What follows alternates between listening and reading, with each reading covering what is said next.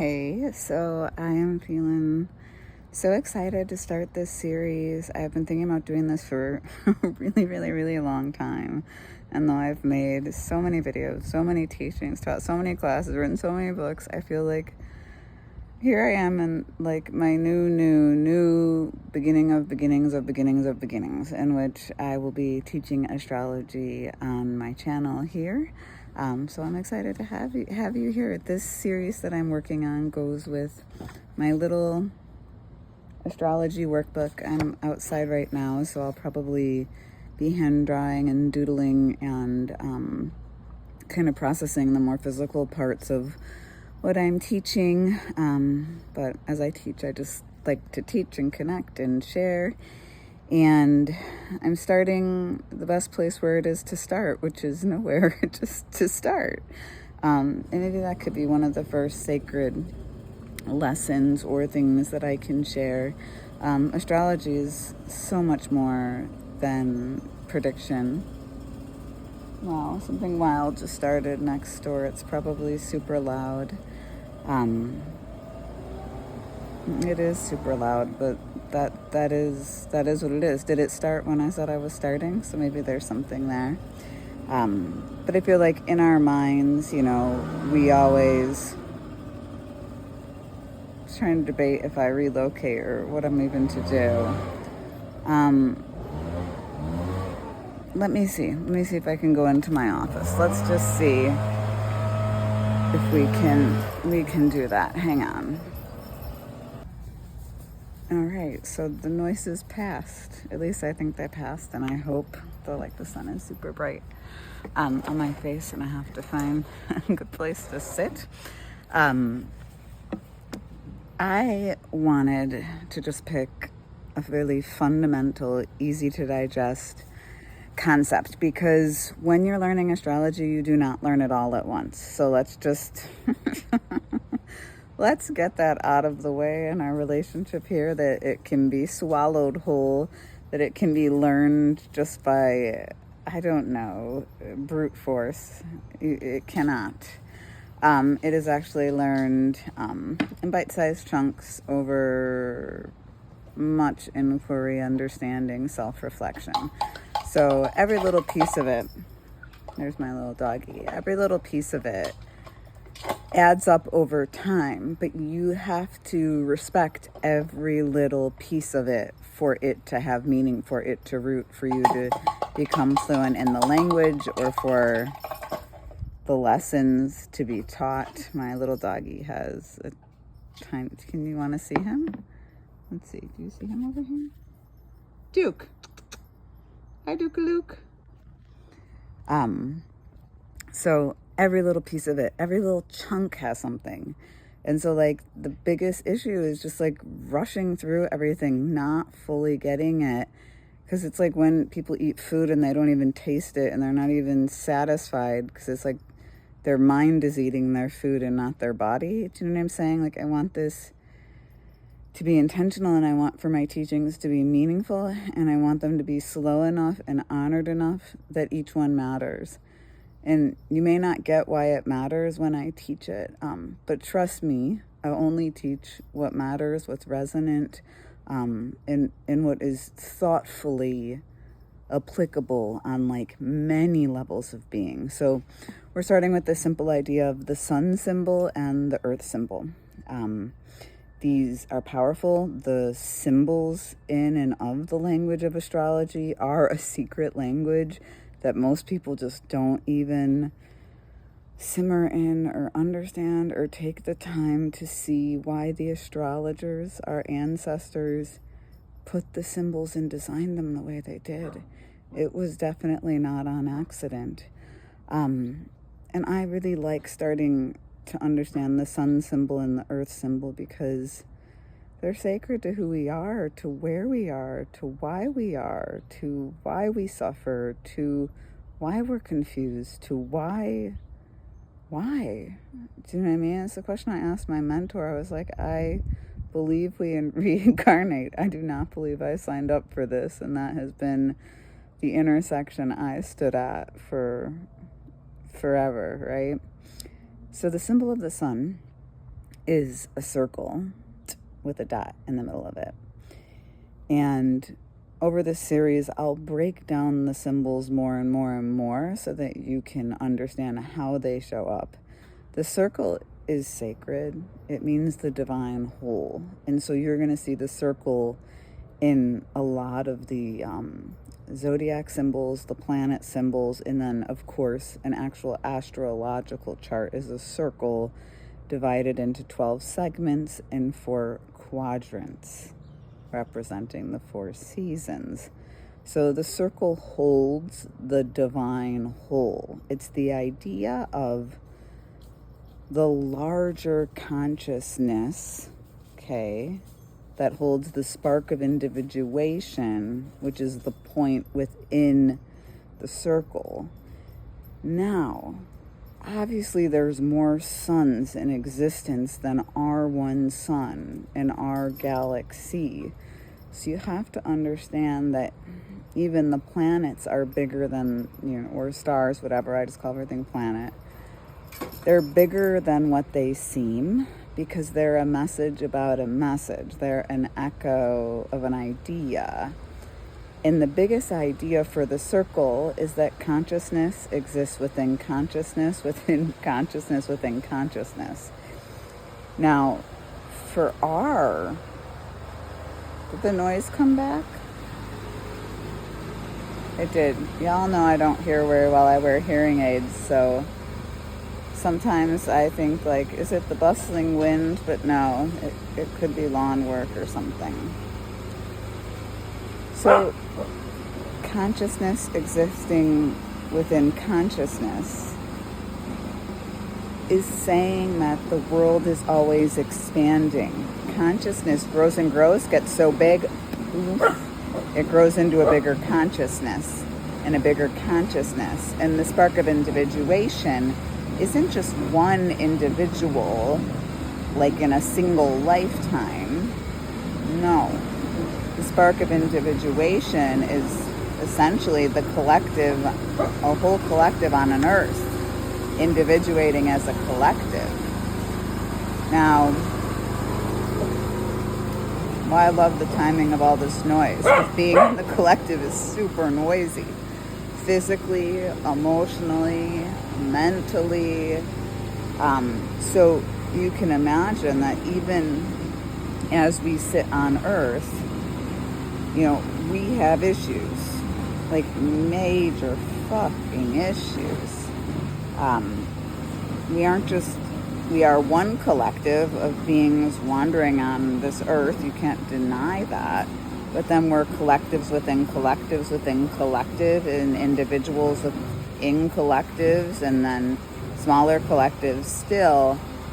But yet there's some sort of grandiose pattern with this all of how it ebbs and flows and wanes and waxes, and the sun symbol is just calling our attention to, even though to us down here we feel so divided, we feel so misunderstood, we feel so out of time, we feel so unseen, we feel so at war, or we feel so at peace and view others at war, which I don't know how you could be at peace when people are at war. Even if you're not acting at the war, I think either you're just in complete denial, trying to pretend everything's okay on Earth when it's not, and I'm just not about denial. So there's just a lot to take in, and the sun glyph helps us understand this. Now, the earth glyph, I'm just going to keep going because that's just who I am. Hopefully the noise is like a gentle white noise humming behind me. It's not. It's probably absolutely just brutal. But I just feel like, could it be any better than me trying to teach about the earth glyph while I'm being earthed like this? Okay. The earth glyph is also a circle, similar to the sun. So the circle meaning the divine whole. However, within that circle is a cross. Now, the cross, of course, is known throughout everywhere for Christ. The cross means the converging of the vertical plane and the horizontal plane, in which gives birth to new life, resurrection, and consciousness. Christ embodied that. Christ walked that out. Christ literally showed, hey, there's life after death. And I'm not really sure.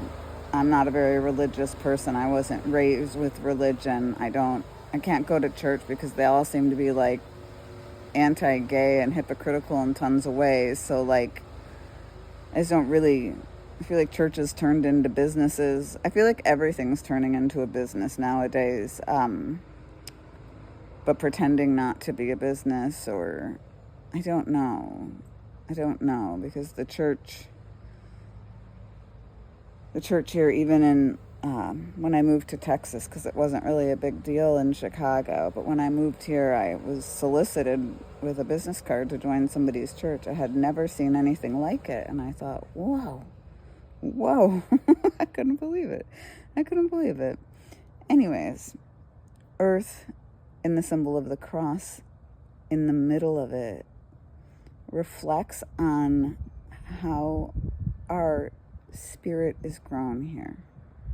We grow vertically, which you feel, and you experience relativity, and you witness power struggles and hierarchy. And we see it not only in age of how, a 5-year-old gets treated when they don't have as much autonomy as someone who is, 35 looking after them. We see that relativity, whether we want to admit it or not. It's always there. There's relativity between us. It can be based on age, can be based upon knowledge, it can be based upon energetic power, and it's easily misinterpreted, the vertical, right, as better or worse, and this is not so.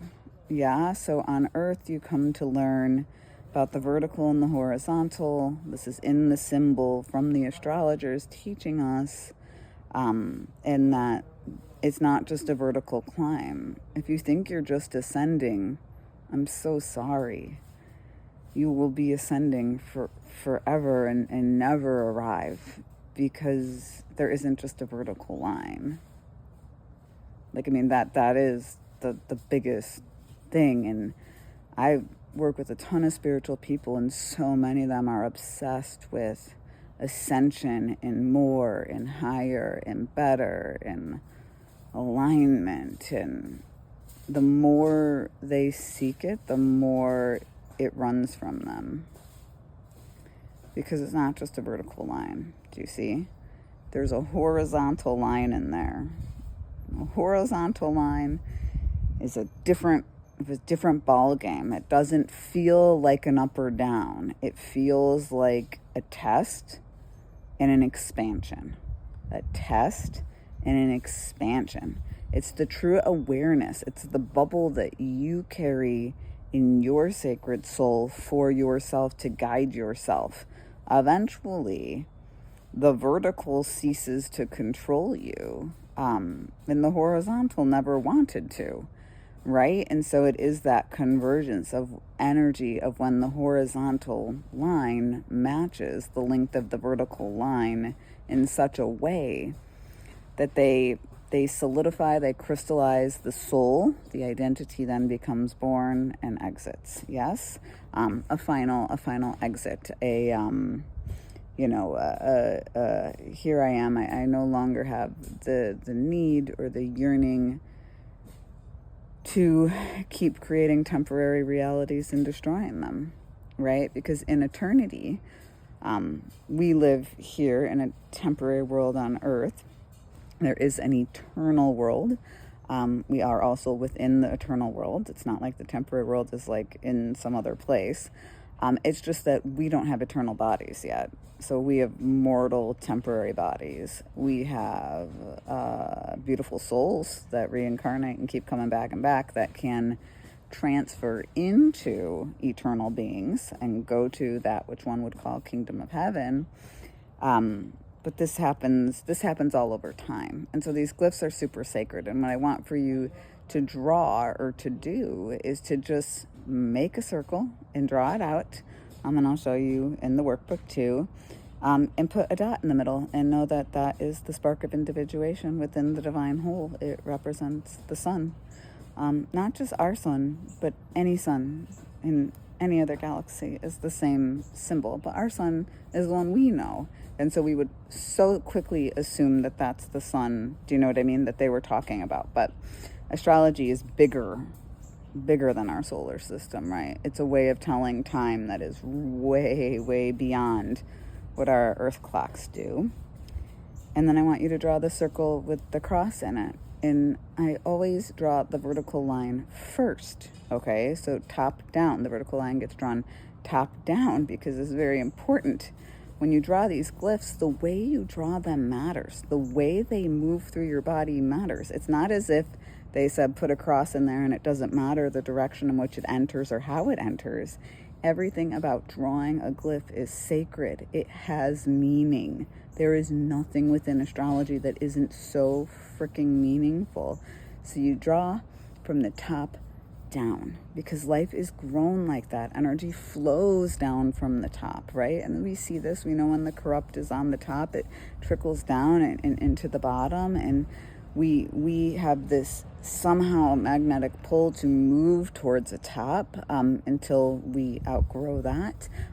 As we're moving up and down the vertical, we're growing the horizontal accidentally, unconsciously, through new identities, through new relationships, through new ideas of who we want to be, who we think we are, all of that. So you draw from the top down for the vertical in the center of the circle, and then you draw from the left to the right, the horizontal line, and that's important as well.